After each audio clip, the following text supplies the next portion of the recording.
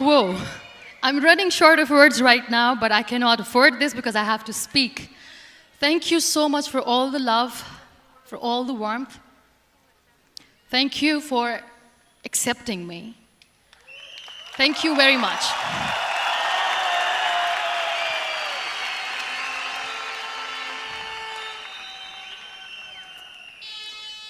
Well, I always start my talk with a disclaimer. And that disclaimer is that I've never claimed to be a motivational speaker. Yes, I do speak, but I feel more like a storyteller because wherever I go, I share a story with everyone. Well, it is a story of a woman whose perfectly imperfect life made her who and what she is today.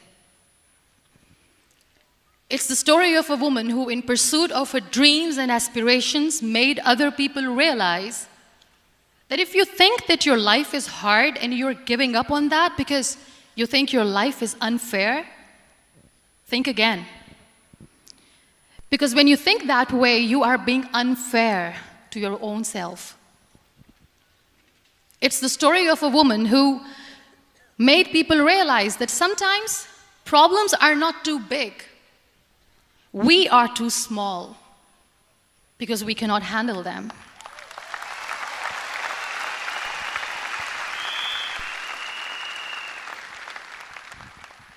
It is the story of a woman who with time realized that real happiness doesn't lie in success, money, fame. It lies within. Real happiness lies in gratitude. So I am here, and I'm going to share the story of that woman. That is my story. The story of gratitude.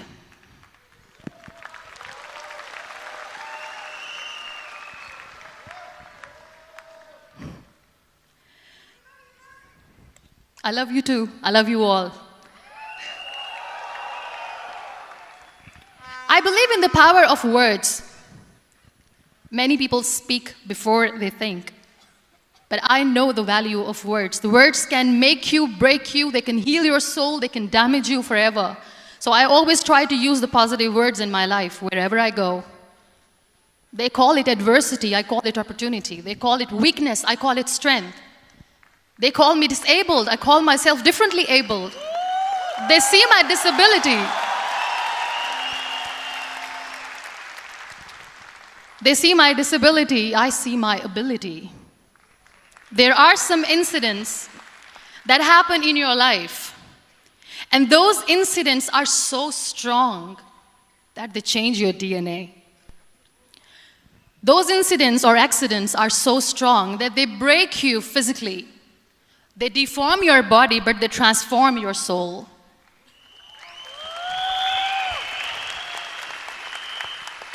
Those incidents break you, deform you, but they mold you into the best version of you. And the same thing happened to me. And I'm going to share what exactly happened to me. I was 18 years old when I got married. And this thing I'm sharing for the very first time on an international level. I was 18 years old when I got married. I belonged to a very conservative family, a Baloch family, where good daughters never say no to their parents. My father wanted me to get married. And all I said was, if that makes you happy, I'll say yes. And of course, it was never a happy marriage. Just about after 2 years of getting married, about 9 years ago, I met a car accident. Somehow my husband fell asleep and the car fell in the ditch. He managed to jump out, saved himself. I'm happy for him. But I stayed inside the car and I sustained a lot of injuries. The list is a bit long. Don't get scared. I'm perfectly fine now. Radius ulna of my right arm were fractured. The wrist was fractured. Shoulder bone and collarbone were fractured. My whole rib cage got fractured. And because of the rib cage injury, lungs and liver were badly injured. I couldn't breathe. I lost urinary bowel control. That's why I have to wear the bag wherever I go. But that injury that changed me and my life completely as a person and my perception towards living my life was the spine injury. 3 vertebrae of my backbone were completely crushed, and I got paralyzed for the rest of my life. So this accident took place in a far-flung area in the outskirts of a very small province, Balochistan, where there was no first aid, no hospital, no ambulance. I was in the middle of nowhere in that toppled car. Many people came to rescue. They gave me CPR. They dragged me out of the car. And while they were dragging me out, I got the complete transection of my spinal cord. And now there was this debate going on. Should we keep it here? She's going to die. Where should we go? There is no ambulance. There was this 4-wheeler Jeep standing in the corner of the street. They said, put her in the back of the Jeep and take her to the hospital, which is 3 hours away from this place. And I still remember that bumpy ride. I was all broken. They threw me at the back of the Jeep and they rushed me to the hospital. That is where I realized that my half body was fractured and half was paralyzed. I finally ended up in a hospital where I stayed for 2.5 months. I underwent multiple surgeries. Doctors have put a lot of titanium in my arm. There's a lot of titanium at my back to fix my back. That's why people in Pakistan call me the Iron Lady of Pakistan.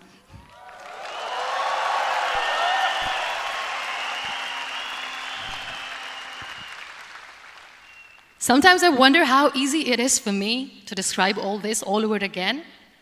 And somebody has rightly said that when you share your story and it doesn't make you cry, that means you have healed.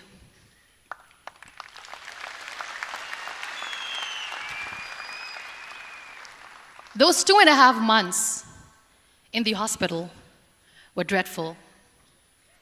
I will not make up stories just to inspire you. I was at the verge of despair. One day, doctor came to me and he said, well, I heard that you wanted to be an artist, but you ended up being a housewife. I have a bad news for you. You won't be able to paint again because your wrist and your arm are so deformed, you won't be able to hold a pen again. And I stayed quiet. Next day, doctor came to me and said, your spine injury is so bad, you won't be able to walk again. I took a deep breath and I said, it's all right. The very next day, doctor came to me and said, because of your spine injury and the fixation that you have in your back, you won't be able to give birth to a child again. That day, I was devastated. I still remember, I asked my mother, why me? And that is where I started to question my existence. Why am I even alive? What's the point of living? I cannot walk, I cannot paint, fine. I cannot be a mother. And we have this thing in our heads, being women, that we are incomplete without having children. I am going to be an incomplete woman for the rest of my life. What's the point? People are scared. They think I will get divorced. What is going to happen to me? Why me? Why am I alive? We all try to chase this tunnel. We all do this because we see light in the end of the tunnel, which keeps us going. My dear friends, in my situation, there was a tunnel that I had to roll on, but there was no light. And that is where I realized that the words have the power to heal the soul. My mother said to me, this too shall pass.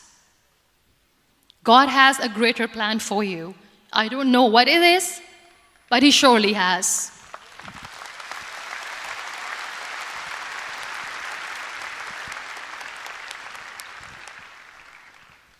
And in all that distress and grief, somehow or the other, those words were so magical that they kept me going. I was trying to put that smile on my face all the time, was hiding. It was so hard to hide the pain, which was there. But all I knew was that if I will give up, my mother and my brothers will give up too. I cannot see them crying with me. So what kept me going was, one day I asked my brothers, I know I have a deformed hand, but I'm tired of looking at these white walls in the hospital and wearing these white scrubs. I'm getting tired of this. I want to add more colors to my life. I want to do something. Bring me some colors. Bring me some small canvas. I want to paint. So the very first painting I made was on my deathbed, where I painted for the very first time. It was not just an art piece or just my passion. It was my therapy. What an amazing therapy it was. Without uttering a single word, I could paint my heart out. I could share my story. People used to come and say, what lovely painting, so much color. Nobody could see the grief in it. Only I could. So that's how I spent 2.5 months in my hospital, crying, never complaining or whining, but painting. And then I was discharged, and I went back home. And I went back home, and I realized that I have developed a lot of pressure ulcers on my back and on my hip bone. I was unable to sit. There were a lot of infections in my body, a lot of allergies. So doctors wanted me to lie down on the bed straight for not 6 months, for not 1 year, for 2 years. I was bedridden, confined in that one room, looking outside the window, listening to the birds chirping, and thinking maybe there will be a time when we'll be going out with the family and enjoying the nature. That was the time where I realized how lucky people are, but they don't realize. That is the time where I realized that the day I'm going to sit, I'm going to share this pain with everyone to make them realize how blessed they are, and they don't even consider them lucky. There are always turning points in your life. There was a rebirth day that I celebrated. After 2 years and 2.5 months, when I was able to sit on a wheelchair, that was the day when I had the rebirth. I was a completely different person. I still remember the day I sat on the wheelchair for the first time, knowing that I'm never going to leave this, knowing that I won't be able to walk for the rest of my life. I saw myself in the mirror, and I talked to myself. And I still remember what I said. I cannot wait for a miracle to come and make me walk. I cannot sit in the corner of the room crying, cribbing, and begging for mercy because nobody has time. So I have to accept myself the way I am. The sooner, the better. So I applied the lip color for the first time.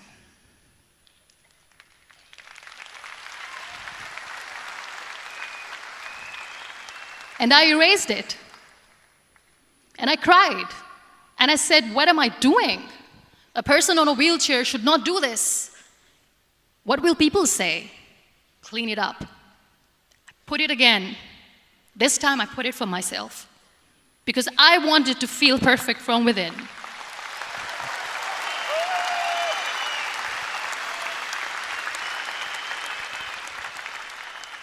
And that day I decided that I'm going to live life for myself. I am not going to be that perfect person for someone. I am just going to take this moment and I will make it perfect for myself. And you know how it all began? That day I decided that I'm going to fight my fears. We all have fears. Fear of unknown, fear of known, fear of losing people, fear of losing health, money. We want to excel in career, we want to become famous, we want to get money. We are scared all the time. So I wrote down one by one all those fears. And I decided that I'm going to overcome these fears one at a time. You know what was my biggest fear? Divorce. I couldn't stand this word. I was trying to cling on to this person who didn't want me anymore, but I said no. I have to make it work. But the day I decided that this is nothing but my fear, I liberated myself by setting him free. And I made myself emotionally so strong that the day I got the news that he's getting married, I sent him a text that I'm so happy for you and I wish you all the best. And he knows that I pray for him today.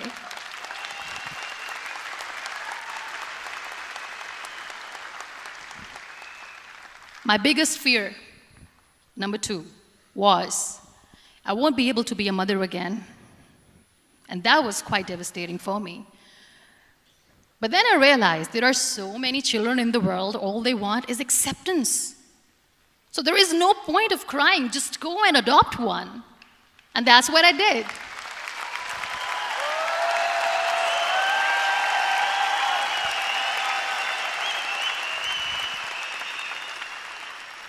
I gave my name in different organizations, different orphanages. I didn't mention that I'm on a wheelchair, dying to have a child. So I just told them that this is Muniba Mazari and she wants to adopt a boy or girl, whatsoever, but I want to adopt a kid. And I waited patiently. 2 years later, I got this call from a very small city in Pakistan. I got a call and they said, "Are you Muniba Mazari? There is a baby boy and would you like to adopt?" And when I say yes, I could literally feel the labor pain. I said, yes, yes, I am going to adopt him. I am coming to take him home.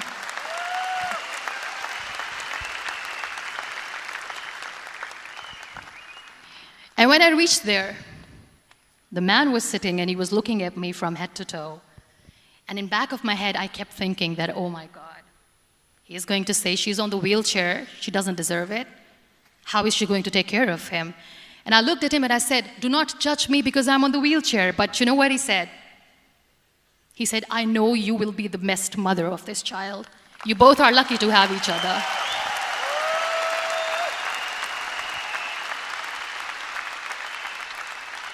And that day, I was 2 days old, and today he's 6.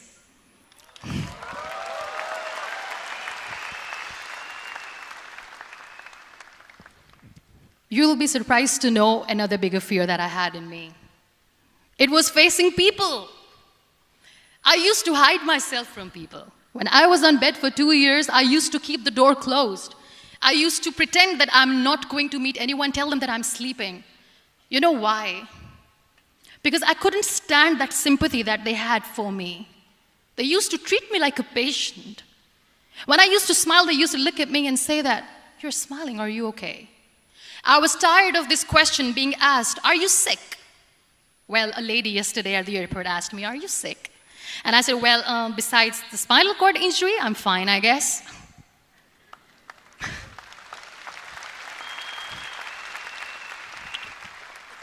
But those are really cute questions. They never used to feel cute when I was on the bed.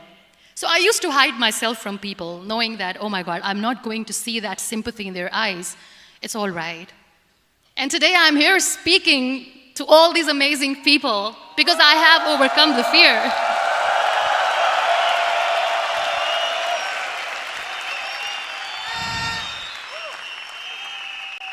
You know, when you end up being on the wheelchair, what's the most painful thing? That's another fear that people on the wheelchair or the people who are differently abled have in their hearts, but they never share. I'll share that with you. The lack of acceptance. People think that they will not be accepted by the people because we, in the world of perfect people, are imperfects. So I decided that instead of starting an NGO for disability awareness, which I know will not help anyone, I started to appear more in public. I started to paint. I always wanted to.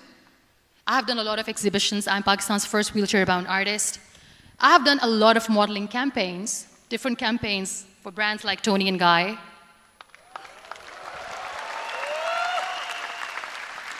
I have done some really funny, breaking the barriers kind of modeling. There was this one by the name Clown Town where I became a clown because I know that clowns have hearts too. And then I also decided that if I really want to make the difference, I am not going to let people use me for their polio campaigns where they will make you a victim and an emblem of misery and mercy and will say that, you know what, give polio drops to your children or they'll become like this girl. I decided that I'm going to join the national TV of Pakistan as an anchor person.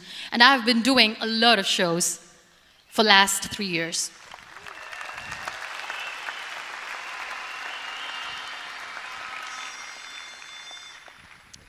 So when you accept yourself the way you are, the world recognizes you. It all starts from within. Thank you. I became the National Goodwill Ambassador for UN Women Pakistan, and now I speak for the rights of women, children. We talk about inclusion, diversity, gender equality, which is a must. I was featured in BBC 100 Women for 2015. I'm one of the Forbes 30 under 30 for 2016. And it all didn't happen alone. You all are thriving in your careers. You have bigger dreams and aspirations in life. Always remember one thing. On the road to success, there is always we, not me. Do not think that you alone can achieve things. No. There is always another person who is standing behind you, maybe not coming on the forefront, but behind you, praying for you and supporting you. Never lose that person. Never.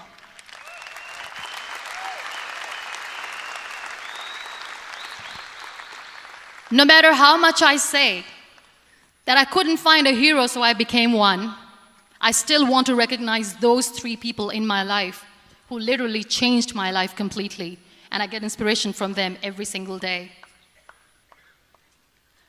Waleed Khan. Many people know about the terrorist attacks in Pakistan. We have lost many people. And I'm sharing this with a very heavy heart because we actually have lost a lot of people in this huge turmoil of terrorism. These people are barbarians. They do not see people. They're even worse than animals. They have killed people in mosques. They have killed people in churches, temples, even in schools. There was this terrorist attack in Army Public School, Peshawar, where these terrorists entered in an examination hall and they killed our children.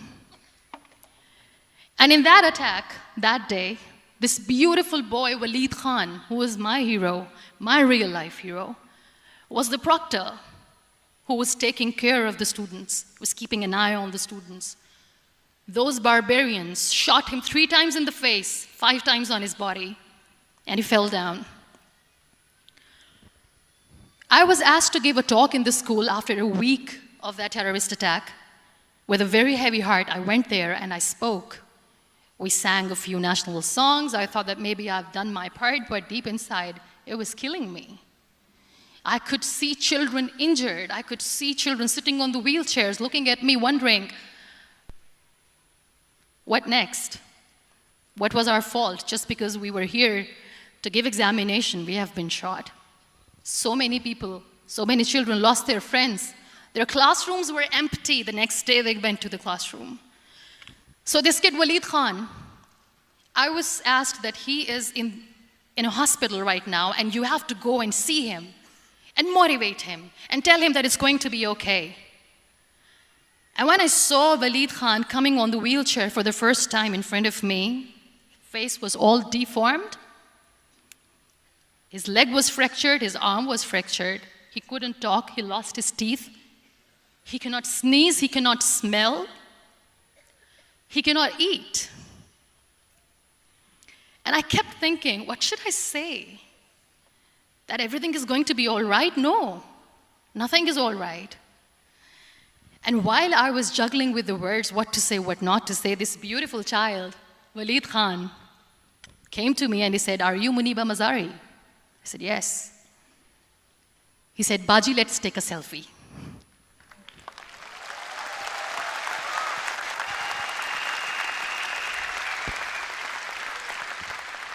And with that beautiful, toothless smile of Waleed Khan, we took that beautiful selfie that I still have with me.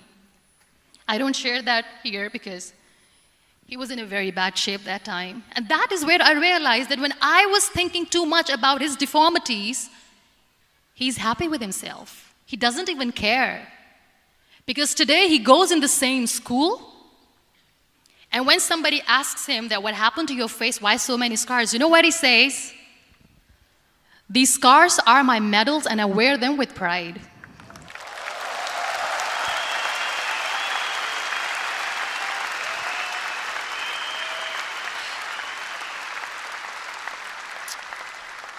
And how beautifully he says the terrorists wanted me not to study. I am going to study. I will become a doctor one day. And this is my way of taking revenge from those terrorists. Another real-life hero, of course, my son. His name is Nile, N-I-L-E, River Nile. I learned so much from this kid.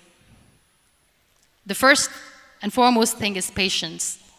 How to be patient when you know that your mother cannot walk, when you know that your mother is different from the other women, when you know that your mother cannot go out and play with you, how to stay calm. He loves football. And when we got the very first football, he was 4 years old. He was super excited. I still remember he came in the room and he said, "Mom, let's play football." And he kept the ball in my feet. And he said, "Let's kick it." And that day I felt disabled. I said, "I cannot kick the ball."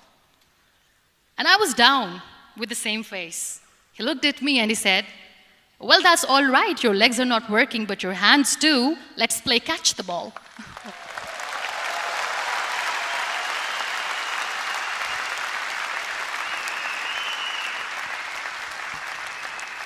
You know what? That day he made me realize that when you think your glass is half empty, come on, your glass is half full. It's all in here and here. Last but not least, the woman who made me realize that heroes have no gender. The woman who believed in me even when I was completely at the verge of despair, where everybody left, she was there. And every time I looked at her, without saying anything, she used to look at me and said, "This too shall pass. God has a bigger plan. And one day you will say that, oh my God, that is why God has chosen me." She never cried in front of me. She has always said that there will be haters, there will be naysayers, there will be disbelievers, and then there will be you proving them wrong. My mother.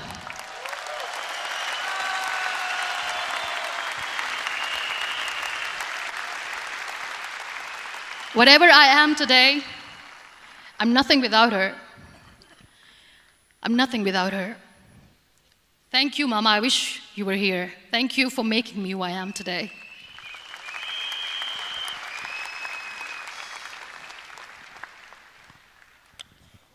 You know what? We human beings have a problem. Out of many problems, there is one more, and this is a self-created one. We always expect ease from life. We have this amazing fantasy about life. This is how things should work. This is my plan. It should go as per my plan. If that doesn't happen, we give up. So my dear friends, let me tell you one thing. I never wanted to be on the wheelchair. Never thought of being on the wheelchair. I was always aspiring to do bigger things, but had no idea that for that I have to pay the price to be where I am today. It's a very heavy price. This life is a test and a trial, and tests are trials are never supposed to be easy. So when you are expecting ease from life, and life gives you lemons, then you make the lemonade, and then do not blame life for that, because you were expecting ease from a trial. Trials make you a stronger, better person. Life is a trial, and with time you realize that.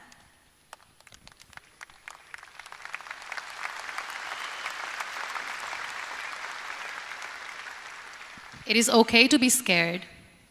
It is okay to cry. Everything is okay, but giving up should not be an option. They always say that failure is not an option. Failure should be an option, because when you fail, you get up, and then you fail, and then you get up, and that keeps you going. That's how humans are strong.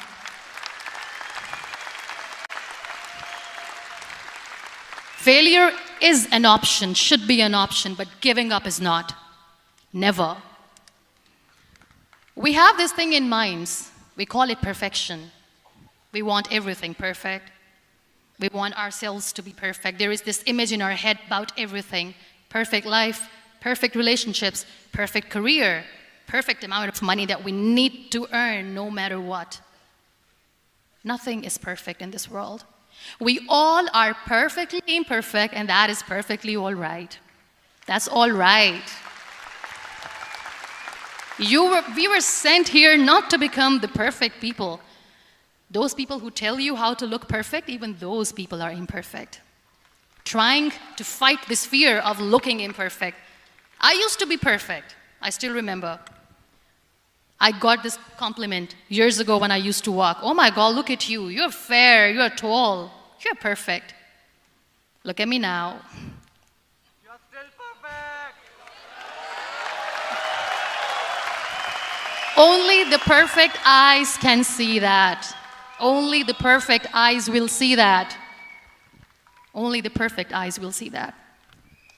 So yes, in all those imperfections, you have to listen to your heart. You don't have to look good for people. You don't have to be perfect just because other people want you to be perfect. If your soul is perfect from within, that's all right. This is all what you want. This is all what you need to be. Our society has made very weird kind of norms to look perfect and great. For men, it's different. For women, it's different. We think too much about what people say. We listen to ourselves too little. You know what makes you perfect? When you make someone smile. You know what makes you perfect? When you try to do something good for the people around you. You know what makes you perfect? When you feel someone's pain. And how beautiful pain is that it connects you with people. No other medium can connect you with others but pain. That's why I always say that I'm in pain, and that's a blessing in disguise for me. Today, just because I'm in pain and I'm on the wheelchair, I work for children. Being the head of CSR for a company, we conduct medical camps in far-flung areas of Pakistan where so many kids die because they don't have medical facilities. And I personally believe just because they cannot afford to live doesn't mean we'll let them die. So we give them money, we give them medical treatment, we try to heal their wounds, physical and emotional. And I also work for the beautiful people. We call them third gender, the transgender community of Pakistan. You know what connects me with them? All my imperfections. When I go and I hug them, they never judge me. And this very good friend of mine, her name is Bijli. Bijli means electricity. She calls herself electricity. And I said, are you electricity? She says, no, I'm lightning. I'm as strong as lightning. Because we have very bad power outage, so she doesn't want me to call her electricity. So she says, I am very strong. I'm thunder, I'm lightning. She came to me, and the first time I hugged her, she said, you are just like me. And I said, yes, I am like you. Because to people, we are so imperfect. So how beautiful these imperfections are, that because of these imperfections you can connect with people. Then why are we all running after being perfect? What's the point?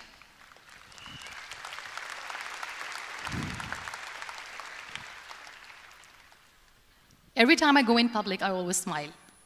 There's always a big toothy smile on my face, and people ask me, don't you get tired of smiling all the time? What's the secret? I always say one thing, that I have stopped worrying about the things that I have lost, the people that I have lost. Things and people who were meant to be with me are with me. And sometimes, somebody's absence makes you a better person.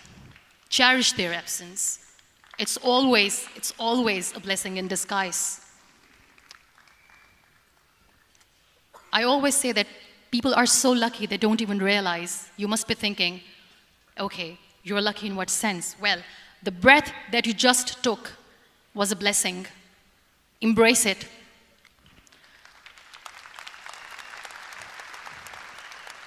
There are so many people in the world who are dreaming to live a life that you are living right now.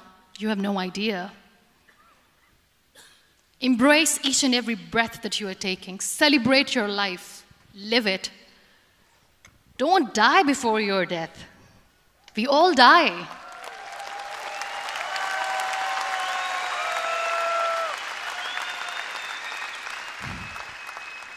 We live this one routine of a day for 75 years and we call it life. No, that's not life. If you're still thinking why you have been sent here, if you're still juggling with the concept of why you are here, you haven't lived yet.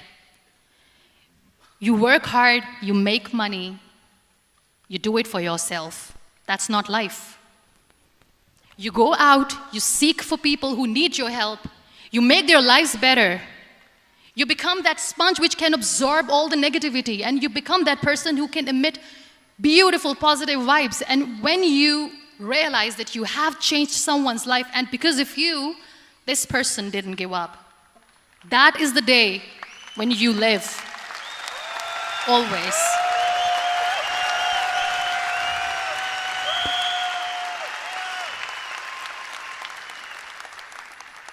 We were talking about gratitude, why I smile all the time.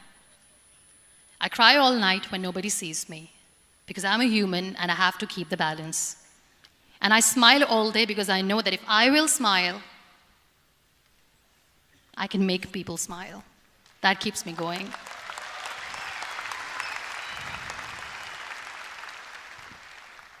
Be grateful for what you have, and you will always, always end up having more. But if you'll cry and if you'll crib for the little things that you don't have or the things that you have lost, you will never ever have enough. Sometimes we are too busy thinking about the things that we don't have that we forget to cherish the blessings that we have. I'm not saying that I'm not healthy and that makes me unlucky, but yes, it is hard. It is hard when I say that I cannot walk. It is hard to say when I wear this bag.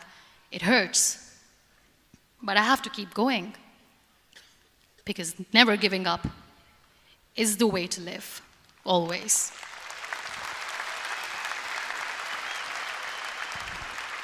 So I'll end my talk on a very short note.